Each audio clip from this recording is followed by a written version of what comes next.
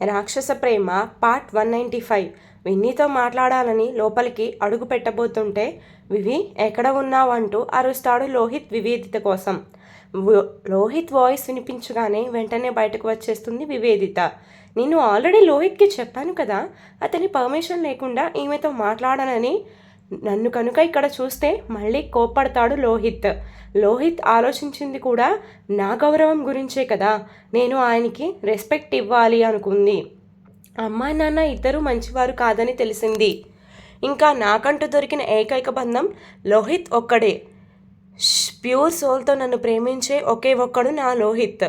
నా భర్తకి ఎప్పుడూ రెస్పెక్ట్ ఇస్తూ ఉండాలి అనుకుంటూ లోహిత్ ఏంటి పిలిచావంటూ అతని దగ్గరకు వెళ్తుంది వివేదిత. బయట రెస్పాన్స్ ఎలా ఉందో తెలుసా? డాడీ అంటే పిచ్చెక్కిపోతున్నారు. సో ఇంకా మనిద్దరం కూడా చాలా చేయాల్సినవి ఉన్నాయి వివి. ఒక్క అడుగు దూరంలో ఉంది నాన్నగారికి పదవి. ఒక్కసారి నాన్నగారు ఆయన అనుకున్న చైర్లో కూర్చున్నారు అంటే మన లైఫ్స్ అన్నీ మారిపోయినట్టే అని చిన్న పిల్లోడిలా చెప్తున్నాడు లోహిత్. వివి లోహిత్ చెప్పే మాటలను పట్టించుకోకుండా అతని ఆహాభావాలను చూస్తుంది. హలో మేడం జీ, ఏం చూస్తున్నారు మీరు? నేను చెప్పేది వింటున్నారా అంటాడు. లేదు అన్నట్టు తలని అడ్డంగా ఊపుతుంది వివేదిత. నేను ఎంతో ఎక్సైట్మెంట్తో నీ దగ్గరికి వస్తే నువ్వు ఇలా డల్ చేస్తావేంటి?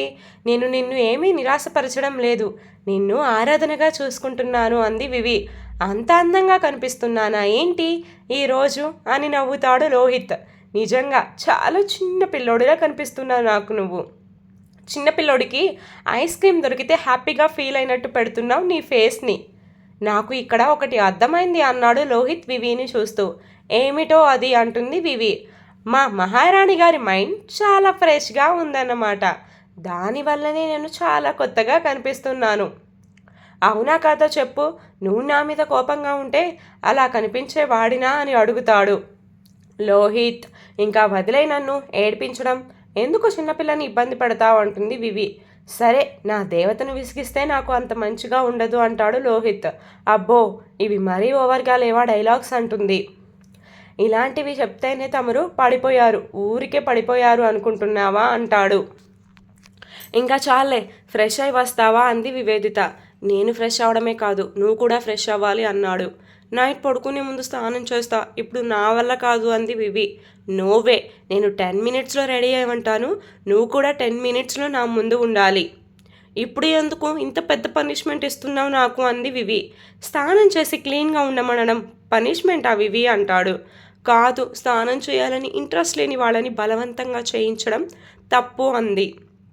ప్లీజ్ మేడం, డల్గా ఫేస్ పెట్టుకోకుండా ఒక 5 మినిట్స్ నా కోసం రెడీ అవ్వచ్చు కదా అంటాడు. నాకు ఇంట్రెస్ట్ లేకపోయినా నీ కోసమే చేస్తున్నా, గుర్తు పెట్టుకో అంటుంది. పెట్టుకుంటానులే కానీ కొంచెం నవ్వుకుంటూ వెళ్ళు నాన్న అంటాడు. అమ్మా ఏం చేస్తున్నావు అంటూ వస్తాడు లోహిత్ దివ్య దగ్గరికి. ఎలాంటి డిసిషన్ తీసుకుంటుంది ఈ విన్ని? ఒకవేళ తను వెళ్ళిపోతే విక్రాంత్ ఉండగలడా? తనకి ఇష్టం లేకపోయినా ఇక్కడ ఉన్న ఇద్దరికీ అంత మంచిది కాదు. అసలు ఏం చేయాలి? ఎవరిని బలవంతంగా ఒకటి చేయలేము కదా అని ఆలోచిస్తూ ఉంటుంది దివ్య. అమ్మా, నేను వచ్చి 10 మినిట్స్ అయింది, ఏంటి సమాధానం చెప్పవు అన్నాడు రోహిత్. దివ్య అసలు ఈ లోకంలోనే లేదు. ఓ నో, ఏమైంది అమ్మకి? ఇంత పరధ్యానంలో ఉండిపోయింది. ఇలా అయితే కష్టం అనుకొని అమ్మ అని చెవిలో గట్టిగా అరుస్తాడు. దెబ్బకి ఉలిక్కిపడి లోహిత్ని కొడుతుంది దివ్య. ఏంట్రా నువ్వు చేసే పని? ఎంత భయపడ్డానో తెలుసా అంది. ఇందాక నుంచి నేను పిలుస్తున్నాను, నీకు అసలు వినిపిస్తుందా? ఏంటి నీ గోల?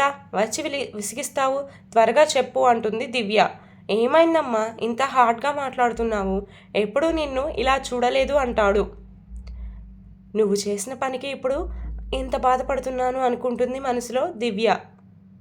బయటకు కొడుకుని ఏమీ అనలేక ఏమీ లేదులే అంటుంది. సారీ, నిన్ను ఏమైనా ఇబ్బంది పెట్టి ఉంటే అన్నాడు లోహిత్ దివ్యతో. ఏం అవసరం లేదులే కానీ దేనికి వచ్చావో చెప్పు అంది. ఈరోజు డిన్నర్కి బయటకు వెళ్తున్నాం. వెళ్ళండి, దానికి నా పర్మిషన్ ఎందుకు అంటుంది దివ్య. పర్మిషన్ తీసుకోవడానికి కాదు వచ్చింది, మా ఇద్దరికి డిన్నర్ ప్రిపేర్ చేయొద్దు అని చెప్పడానికి అంటాడు. అంటే నీ భార్యను కూడా తీసుకుని వెళ్తున్నావా అని అడిగింది.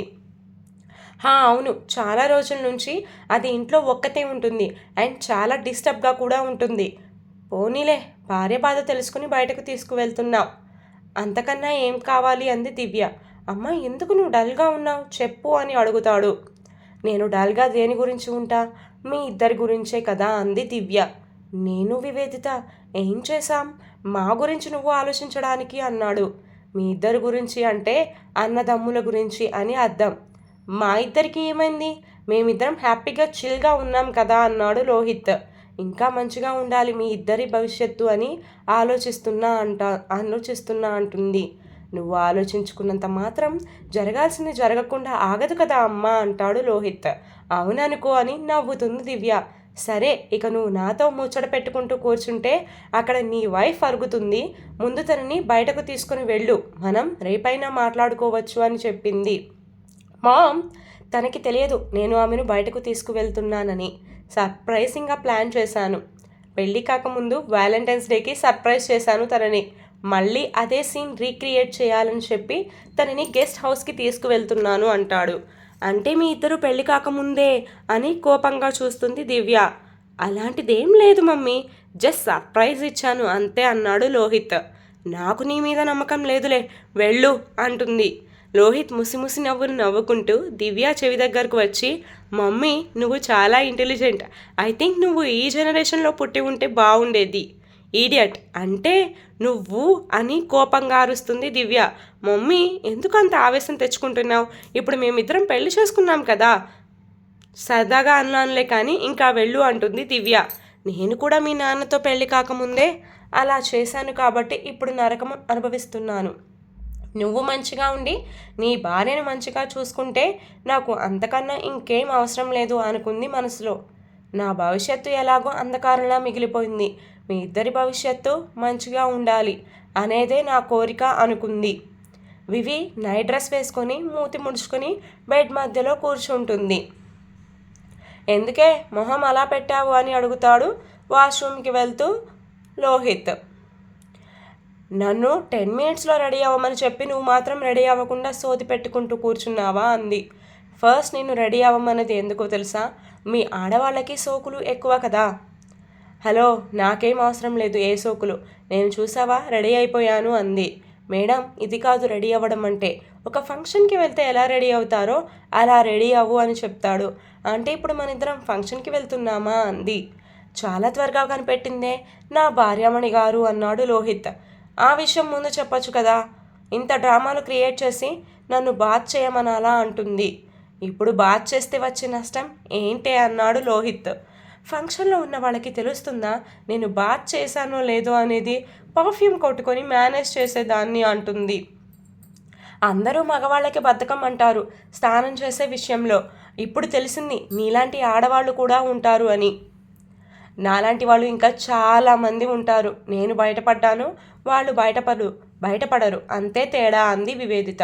సరే సరే మన ఇద్దరం ఇలాంటి మ్యాటర్ని లాక్ చేసుకుంటూ వెళ్తే ఇక్కడే ఉంటాం, టైం అయిపోతుంది, ఇంకొక 10 మినిట్స్ టైం ఇస్తున్నా, నువ్వు రెడీ అయి ఉండాలి, లేకపోతే నువ్వు ఎలా ఉన్నావో అలానే తీసుకొని వెళ్ళిపోతాను అని చెప్తాడు.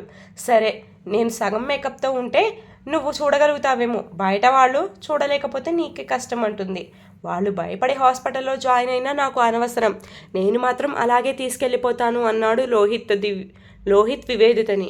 వామ్మో అన్ని ఆఫర్లు నాకు అవసరం లేదులే, నేను రెడీ అయి ఉంటాను అని చెప్తుంది. అలా ఇద్దరు సరదాగా తిట్టుకుంటూ కబుర్లు చెప్పుకుంటూ ఎప్పటికో రెడీ అయ్యి బయలుదేరుతారు. గెస్ట్ హౌస్ ముందుకు వచ్చిన తర్వాత వివేదిత కళ్ళకి గంతలు కడతాడు. అదేంటి ఫంక్షన్కి తీసుకువెళ్ళేటప్పుడు ఎవరైనా బర్త్డే కేక్ కట్ చేసేటప్పుడు సర్ప్రైజ్ ఇచ్చినట్టు కళ్ళకి గంతలు కడతారా, నేను కడతానే అంటూ గెస్ట్ హౌస్ ముందు రాగానే ఓపెన్ చేస్తాడు. గెస్ట్ హౌస్ని చూసి తన స్వీట్ మెమరీస్ మొత్తం గుర్తు తెచ్చుకుంటూ ఉంటుంది వివి. నిజంగా చాలా గుర్తొస్తున్నాయి దీన్ని చూస్తుంటే అంటూ లోహిత్ లిప్స్ని అందుకుంటుంది. లోహిత్ లిప్స్ని అందుకొని థ్యాంక్స్ అంటూ ఆమె ముద్దు రూపంలోనే చెప్తుంది. మేడం కొంచెం రిలాక్స్ అవ్వండి అంటూ ఆమె వెన్ను తడతాడు లోహిత్. బిఫోర్ మ్యారేజ్ జ్ఞాపకాలు మొత్తం గుర్తు తీసుకువచ్చావు, అప్పుడు ఎంత టెన్షన్ పడ్డానో తెలుసా ఈ గెస్ట్ హౌస్ని చూసి, ఇప్పుడు అంతే ఫ్రీగా నేను నీతో మూవ్ ఆన్ అవ్వగలుగుతున్నాను లోహిత్. అంటే అప్పుడు నీకు నా మీద నమ్మకం లేదా అన్నాడు. ఎన్నో చూస్తున్నాం డైలీ సమాజంలో జరిగేవి, ఎంత ధైర్యంగా ఉన్నా పైకి లోపల కొంచెం భయం పేస్తూనే ఉంటుంది కదా, సో నా సిచ్యువేషన్ కూడా అప్పుడు అలానే ఉంది అని చెప్పింది. ఓకే ఓకే, నాకు అర్థమవుతుంది నీ బాధ. సరే ఇంకేంటి చెప్పు, మనిద్దరం సరదాగా కబుర్లు చెప్పుకుందామా అన్నాడు. కబుర్లు మాత్రమేనా, ఇంకేం లేవా అంటూ కన్ను కొడుతుంది. నువ్వు మరీ ఇంత స్పీడ్ అవుతావని నేను ఎక్స్పెక్ట్ చేయలేదు వివి. మనిద్దరికీ ఒక లైసెన్స్ వచ్చిన తర్వాత ఇంకెందుకు భయపడడం లోహిత్. ఈ వివి ఎప్పుడూ డేరింగ్ అండ్ డాషింగ్గా ఉంటుంది. అబ్బో అంటూ నోరు మొత్తం తెరుస్తాడు లోహిత్. హలో సార్, దోమలు చాలా బాగా ఉన్నాయి, మీ నోట్లోకి వెళ్ళిపోయాను, జాగ్రత్త అంటూ నోరు మూస్తుంది. అమ్మాయి గారికి డైలాగులు చాలా ఎక్కువయ్యాయి. ఏం చేస్తాం, భర్త గారు దగ్గరగా ఉండేసరికి మాటలు ఆగడం లేదు, అలా ఫ్లోలో వస్తూనే ఉన్నాయి అంది. ఇక్కడే ఇంత సోది చెప్పావంటే లోపలికి వెళ్ళిన తర్వాత ఇంకెంత చెప్తావే బాబు. మనిద్దరం ముచ్చట పెట్టుకొని ఎంజాయ్ చేయడానికే కదా ఇక్కడికి వచ్చింది అంటుంది. ముచ్చట పెట్టి ఎంజాయ్ చేయడానికే కాదు, ఇంకో ఎంజాయ్మెంట్ కోసం కూడా మనం ఇక్కడికి వచ్చాం. సో ప్రతిదానికి ఓవర్గా రియాక్ట్ అవ్వకుండా సైలెంట్గా రియాక్ట్ అయ్యి అని అంటుంటే లోహిత్ సైలెంట్గా రియాక్ట్ అయ్యి ఏం చేయాలో చెప్తారా అంది వివి. నువ్వేం చేయనవసరం లేదు, నేను చేసే వాటికి ఫీల్ అవ్వు చాలు అంటూ గుసగుసగా ఆమె చెవిలో చెప్తాడు. ఈడర్, నువ్వు మరీ రొమాంటిక్ అయిపోతున్నావని సిగ్గుపడుతుంది. రొమాంటిక్ వైఫ్ పక్కన ఉంటే రొమాంటిక్గా మారిపోకుండా ఎలా ఉంటారు అన్నాడు.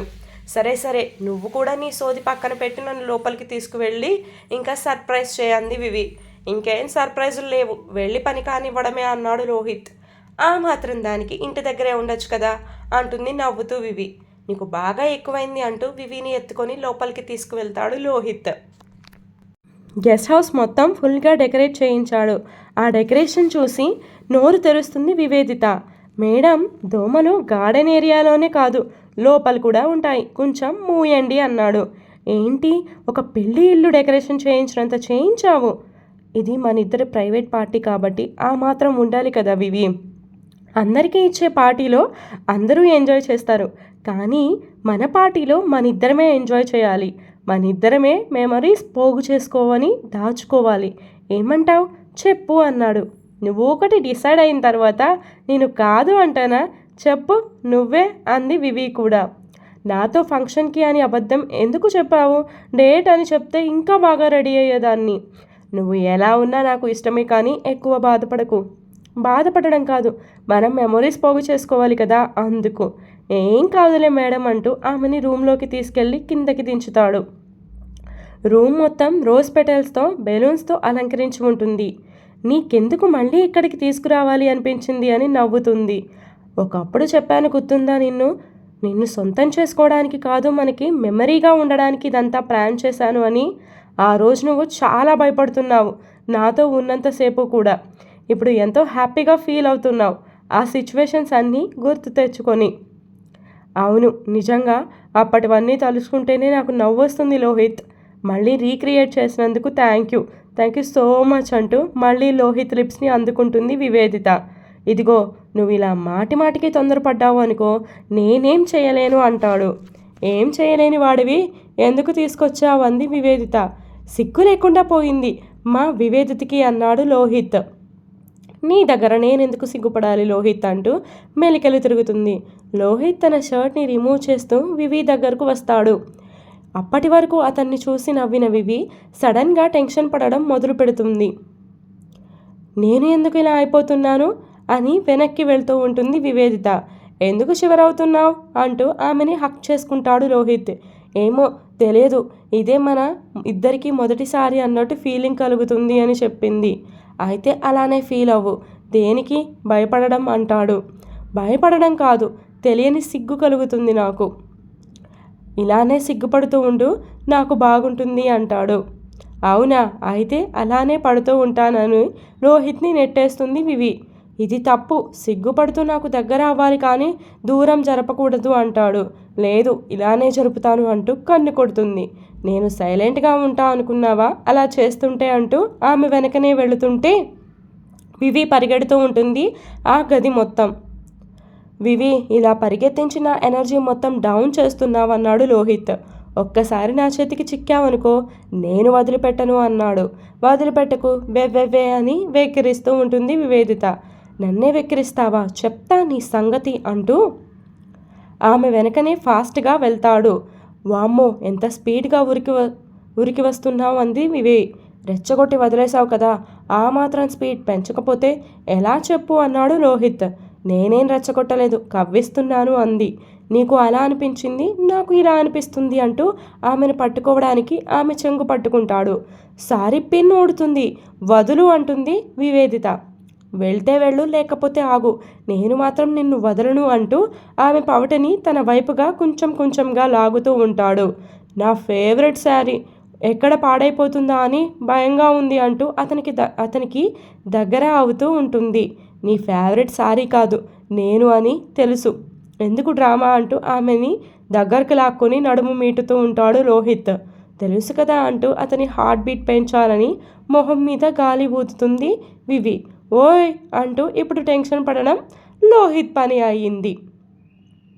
మూర్తిగారు, మీ అల్లుడు చాలా పెద్ద ఎత్తు వేస్తున్నట్టుగా ఉన్నాడు, నా కూతుర్లని అడ్డు పెట్టుకొని అన్నాడు విరాజ్. సార్, మీరు ఏం చేసినా నా అల్లుడిని చేసుకోండి, కానీ నా మనవడిని ఏం చేయొద్దు అని దండం పెడుతూ ఉంటాడు. నేను వాళ్ళని ఏం చేస్తా, వాళ్ళు నా అల్లుళ్ళు, మర్చిపోతున్నారా మీరు? ఏమో కోపంతో ఏదైనా చేస్తారేమో అని భయంతో ముందే చెప్తున్నాను అన్నాడు మూర్తి. వాళ్ళని ఏదైనా చేస్తే నా కూతుర్లకి నేను సమాధానం చెప్పుకోగలనా, మీరే చెప్పండి అన్నాడు. మీరు అలాంటి టెన్షన్స్ ఏం పెట్టుకోకండి, ప్లీజ్ నాకు హెల్ప్ చేయండి మూర్తి గారు. వినీత్ అదివరకులాగా అన్నిట్లో నన్ను ఇన్వాల్వ్ చేయడం లేదు విరాజ్. వాళ్ళ డాడీ దగ్గర నుంచి నాకు అక్కడ వర్క్ ఉంది కాబట్టి నన్ను అక్కడ ఉంచుతున్నాడు. జస్ట్ వాళ్ళ నాన్న థింగ్స్ తెలుసుకోవడం కోసమే నన్ను అక్కడ ఉంచుకుంటున్నాడు. నెమ్మదిగా అన్నీ బయటకు తీసుకొస్తున్నాడు. వాళ్ళ నాన్న ప్రాపర్టీస్, ఇంకా రాజకీయాల్లో ఆయన చేసిన పనులు అవన్నీ తెలుసుకోవడం చేసి సేమ్ అదే బాటలో ప్రజలకు దగ్గర అవ్వాలని చూస్తున్నాడు.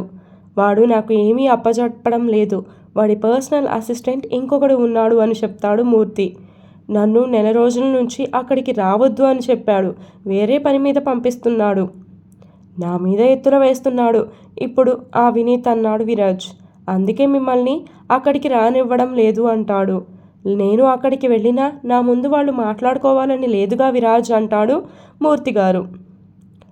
నేను ఇప్పుడు దాని గురించి కాదు వచ్చింది, నా కూతుర్లు ఇద్దరిని వాడికి తెలియకుండా ఆ ఇంట్లో నుంచి తీసుకువచ్చేయాలని డిసైడ్ అయ్యాను అని చెప్పాడు విరాజ్.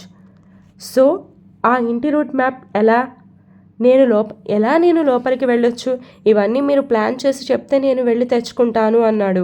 కానీ అక్కడ నుంచి బయటకు తీసుకురావడం అంటే చాలా రిస్క్తో కూడుకున్న పని అంటాడు మూర్తి. మేబీ మీరు బయటకు వెళ్ళినప్పుడు ట్రై చేయండి.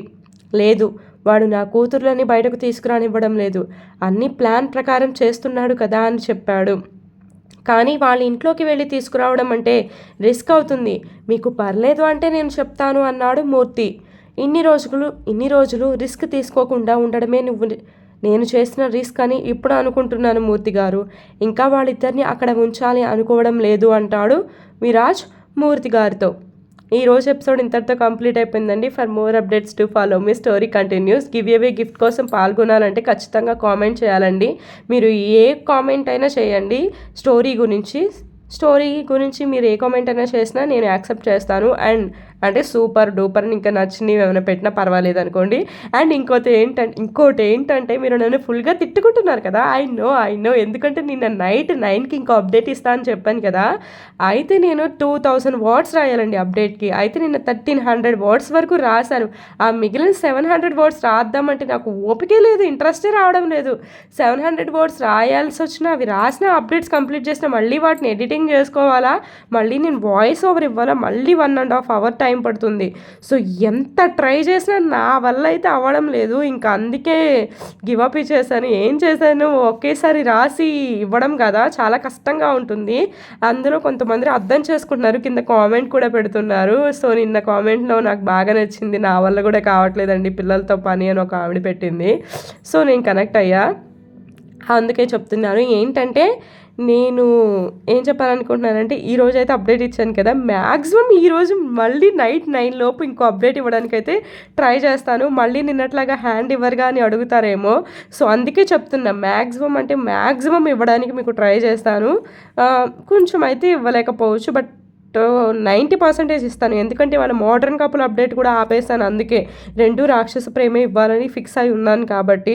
For more updates do follow me story continuous. And మీరు సెకండ్ స్టోరీ ప్రోమో పెట్టమని అడగలేదు, ఇంకా ఎవరైనా అడిగితే పెడతాను ప్లీజ్.